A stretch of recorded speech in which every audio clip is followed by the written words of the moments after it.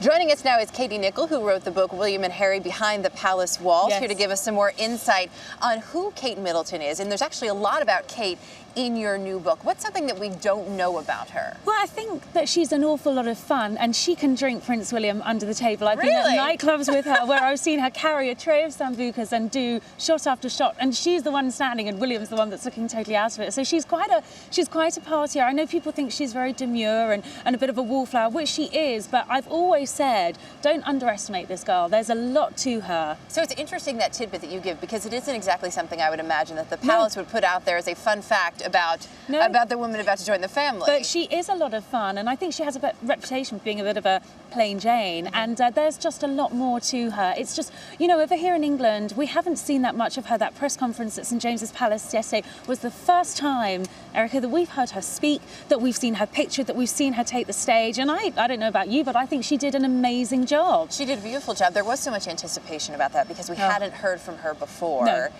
Do you think it was what everyone was expecting when that moment arrived? I think it was better than what we were expecting. I certainly didn't expect her to be so confident. I spoke to her before she went up on the stage and she said she had butterflies, and she was, of course, very, very nervous. But I think she handled it so well, and I know there's always going to be the comparison with Diana, but I think Kate has a confidence about her, and that's largely because the palace have introduced her to royal life from a very early start in their relationship. She's been working on it. You mentioned Diana, and in The Guardian this morning they said there are actually 3 people in this engagement. There's William, there is Kate, and there is Diana. Yes. When does she get to come out from under the shadow of the woman who would have been her mother-in-law? Well, it's going to be very hard, isn't it? Diana was an icon of our time, the most famous member of the royal family. It's going to be hard for Kate to shrug, and I think you saw in that interview her awkwardness when she was asked, how are you going to cope? I think William is going to help hugely.